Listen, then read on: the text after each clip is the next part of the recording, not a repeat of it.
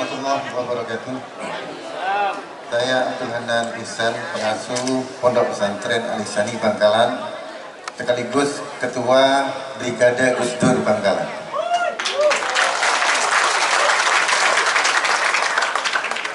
Saya ini merasa bangga, kesempatan itu tidak datang dua kali. Hari ini kita mendapat keajaiban warga Madura menjadi calon wakil presiden.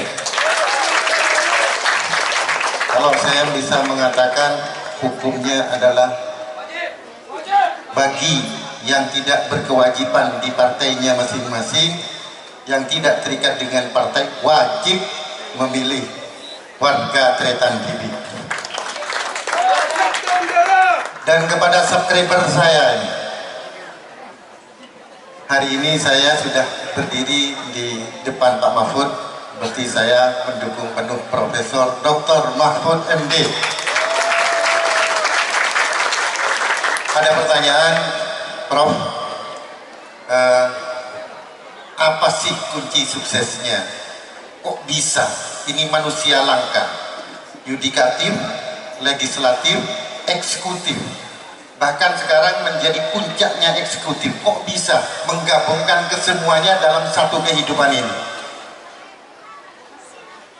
Dan ada pertanyaan lagi, begini, di zaman penjajahan Belanda, kita ketika dipimpin oleh penjajah imigran luar, bukan imigran, penjajah dari luar, kita mempunyai rel kereta api di Madura ini. Apakah mungkin diwujudkan nanti rel kereta api ketika nanti dipimpin oleh putra bangsa sendiri, terutama putra Madura? Tuh. Yang ketiga, ini ada titipan juga dari teman, sekaligus karena banyak pertanyaan saya titip aja Kiai katanya. Prof Mahfud katanya banyak isu diisukan sekarang ini dijadikan ban serep katanya. Nah ini perlu ditanggapi mumpung ada di banyak audien yang hadir. Dan yang terakhir, boleh. Enggak, saya pernah satu kali Prof, saya pernah omong-omongan bicara santai dengan salah satu pejabat tinggi di Pertamina. Madura ini selama ini diisukan tanah gersang, tidak bisa ditanami, tetapi sebetulnya Kiai, kalau Anda tahu data-datanya, Madura itu sumber daya alam migas. Apakah mungkin kelak Madura berdiri sebagai Provinsi Madura? Terima kasih. Assalamualaikum warahmatullahi wabarakatuh. Jalan tol Madura Saleng rel kereta api. Dua masyarakat Dinto, ampun dadi diskusi-diskusi.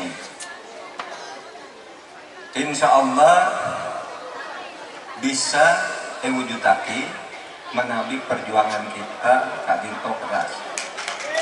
Sabab masalahnya Kak Dinto tak terlalu berat. Ada yang mengatakan, ada saya ada bukaina, tak bukaina apa tol Madura kan semak, jepun 120 meter dari kamar. Kenapa? 120 kilo dari kamar ke Bengkalan, ke Sumenep, ke Ujung Timur. Itu kebaik kenapa jalan tol Kak Dinto?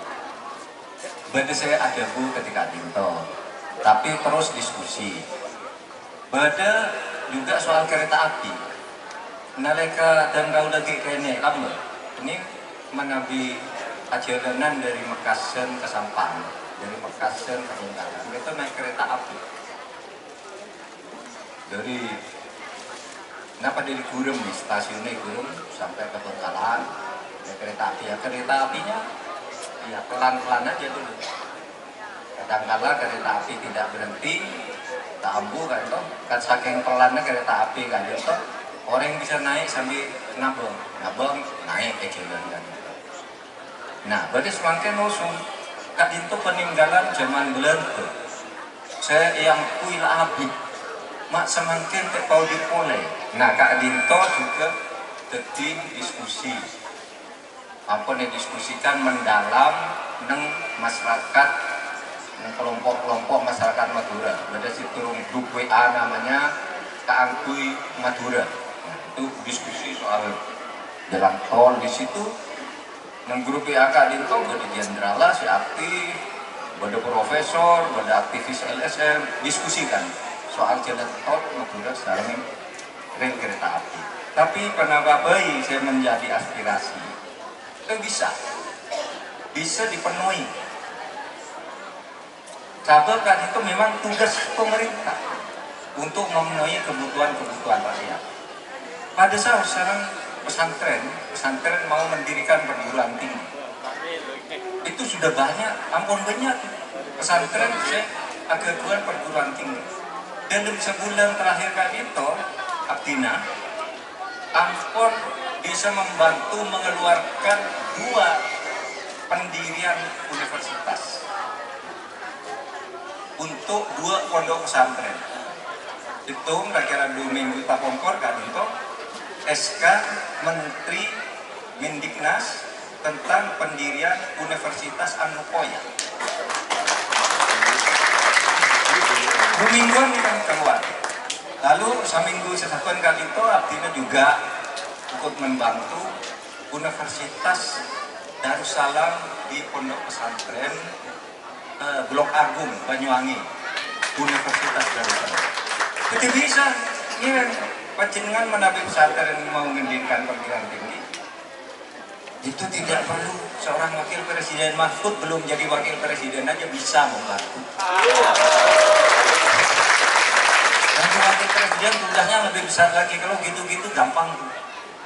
Yang penting administrasinya udah punya ilmu prodi apa saja yang dibuka. Dosen tetapnya sudah berapa?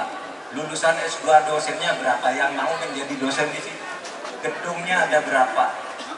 Perpustakaannya yang tersedia seperti apa? Itu sudah dinilai semua boleh keluar. Cuma kalau memang belum ada, lalu tiba-tiba minta dirikan universitas, syarat-syaratnya belum dilampirkan, tentu tidak bisa. Kan harus ada juga badan hukumnya, ada tanahnya dan seterusnya dan seterusnya. Nah, Kak Dinto, kunci sukses.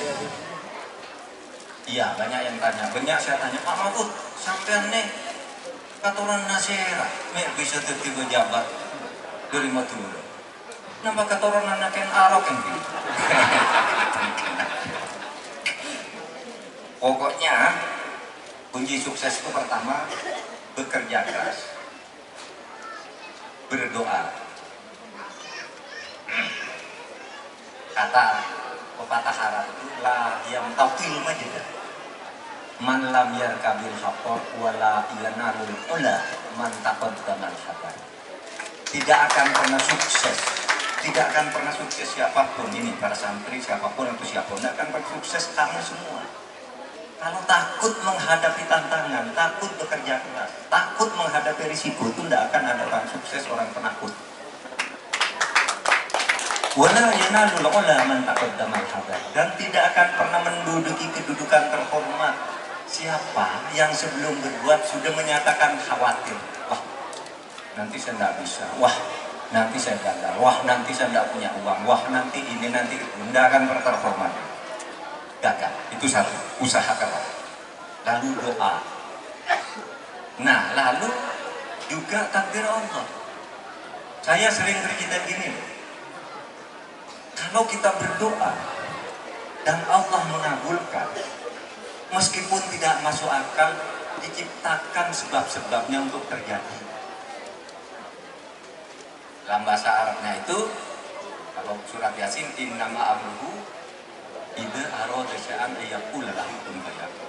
Tapi dalam bahasa Arab yang lebih sederhana dan pendek, dalilnya begini aja. Ya, idza aradallahu syai'an hayya'a asbabah. Kalau Allah menciptakan ingin terjadi sesuatu bagi seseorang, meskipun tidak masuk akal, diciptakan sebab-sebabnya. Coba saya orang Madura, jadi dosen di Jogja, di dosen tidak terkenal, bukan politisi, bukan siapa. Nggak mungkin saya itu bisa jadi apalagi jabatan lain, menteri, jadi dirjen aja ngimpi kali ya. Orang Madura sekolah di Jogja kok ingin jadi dirjen. Tapi kalau Allah menghendaki, Allah menciptakan sebab. Hayya asbab, diciptakan sebabnya. Maka Allah mengangkat Gus Dur jadi presiden. Nah, Gus Dur jadi presiden, ingat Mahfud. Nah, ini sebab ini. Sehingga kita Gus Dur jadi presiden itu ada anak tuh di Jogja yang dulu sering nemenin saya makan, sering ngantar saya ke hotel kalau mau nginep, sering nemenin seminar gitu. Itu Mahfud dipanggil. Coba kalau Allah tidak menciptakan sebab, saya tidak bisa jadi apa-apa. Dan sebab yang diciptakan oleh Allah itu karena usaha kita dan doa kita. Sehingga kita bisa menulis sendiri apa yang harus tertulis di Lauhil Mahfuz atas doa dan usaha kita. Oleh sebab itu ganjaran wong apik itu tertulis nang Lauhil Mahfuz. Ganjaran Mahfuz kita. Ban serep, saudara, tidak ada itu ban serep. Ban serep itu begini, di Undang-Undang Dasar tentang wakil presiden itu bunyi pasalnya 2. 1. Dalam menjalankan tugasnya, presiden dibantu oleh seorang wakil presiden. Artinya dibantu itu artinya punya tugas. Tugasnya apa? Bersama. Dibicarakan dengan presiden. Yang jadi ban serep itu hampir tidak ada. Pak Hatta bukan ban serep, Pak Trisno bukan ban serep, Pak Yusuf Kalla bukan ban serep, semua aktif bisa.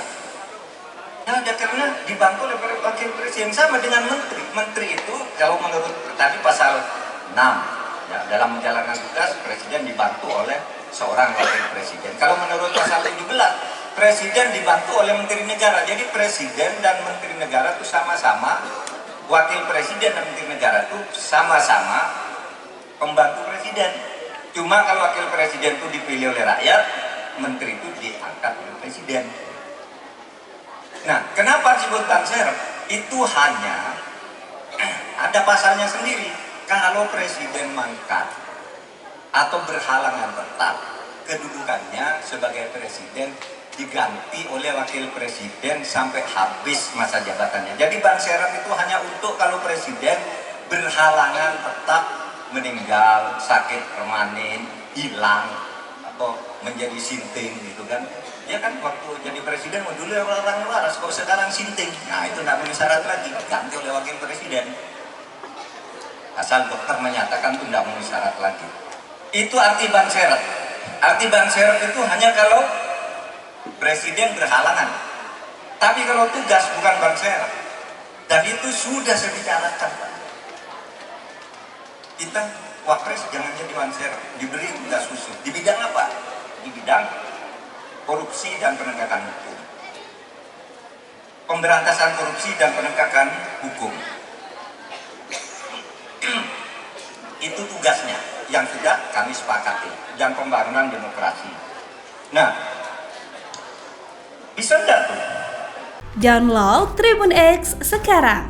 Menghadirkan lokal menjadi Indonesia.